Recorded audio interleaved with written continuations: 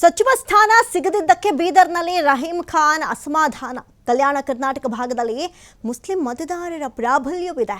Muslim ಸಮುದಾಯವನ್ನು ಈ ಭಾಗದಲ್ಲಿ ಬಹಳನೇ ನಿರ್ಲಕ್ಷ್ಯ ಮಾಡಲಾಗಿದೆ. ಸಮುದಾಯ ಕಾಂಗ್ರೆಸ್ ಪಕ್ಷದ ಮೇಲೆ ಅಸಮಾಧಾನ ತೋಡ್ಕೊಳ್ತಾ ಇದ್ದಾರೆ. ನನಗೆ ಸಚಿವ ಸ್ಥಾನ ಸಿಗದಿದ್ದಕ್ಕೆ ಬಹಳ ನೋವಾಗಿದೆ. ನಮ್ಮ ಪಕ್ಷದ ಮುಖಂಡರು ಹೈಕಮಾಂಡ್ ಜೊತೆ ಚರ್ಚೆ ಮಾಡ್ತೇನೆ ಅಂತ ಹೇಳಿದ್ದಾರೆ. ಕಲ್ಯಾಣ ಕರ್ನಾಟಕ ಭಾಗದಲ್ಲಿ ಬಹಳಷ್ಟು ಮುಸ್ಲಿಂ ಮತದಾರರ ಪ್ರಾಬಲ್ಯವಿದೆ.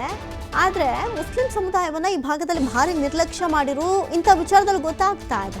ಸಮುದಾಯ ಕಾಂಗ್ರೆಸ್ ಪಕ್ಷದ ಮೇಲೆ ಭಾರಿನೇ ನಂಬಿಕೆ ಇಟ್ಕೊಂಡು ಕಾಯ್ತಾ ಇತ್ತು. ಆದರೆ ಈಗ ಅದೇ ಜನ ಅಸಮಾಧಾನ ತೋಡ್ಕೊಳ್ತಾ ಇದ್ದಾರೆ.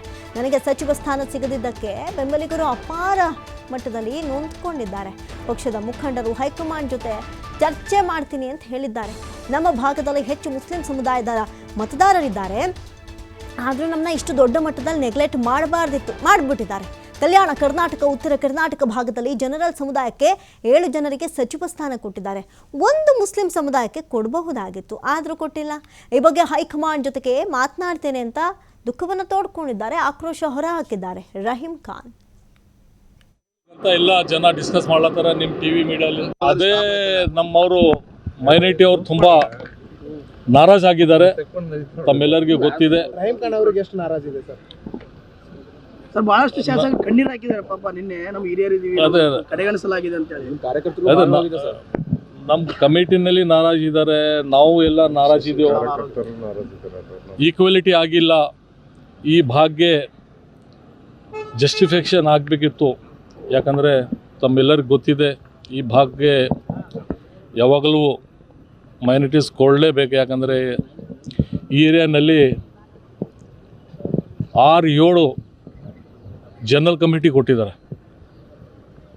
ಈ ಏರಿಯಾಗೆ ಜನರಲ್ ಕಮಿಟಿಯಲ್ಲೇ ಕೊಟ್ಟಿದ್ದಾರೆ. ಬೀದರ್, ಗುಲ್ಬರ್ಗ, ಬಿಜಾಪುರ್, ಬೆಲ್ಗಾಮ್ ಮತ್ತು ಸೆಂಟ್ರಲ್ನಲ್ಲಿ 2-3 ಒಂದು ಮೈನಾರಿಟಿಗೆ ಕೊಡಬೇಕಂತ ಎಲ್ಲರದ್ದು ಆಸೆ ಇತ್ತು.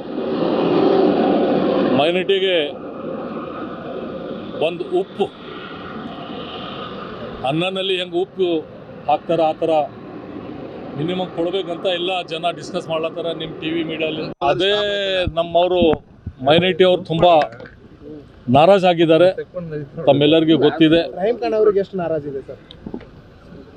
ಬಹಳಷ್ಟು ಶಾಸಕರು ಕಣ್ಣೀರು ಹಾಕಿದ್ದಾರೆ ಪಾಪ. ನಿನ್ನೆ ನಮ್ಮ ಹಿರಿಯರಿದ್ದೀವಿ ಕಡೆಗಣಿಸಲಾಗಿದೆ ಅಂತ ಹೇಳಿ ಕಾರ್ಯಕರ್ತರು ನಮ್ಮ ಕಮಿಟಿನಲ್ಲಿ ನಾರಾಜಿದ್ದಾರೆ, ನಾವು ಎಲ್ಲ ನಾರಾಜಿದ್ದೇವೆ. ಈಕ್ವಾಲಿಟಿ ಆಗಿಲ್ಲ.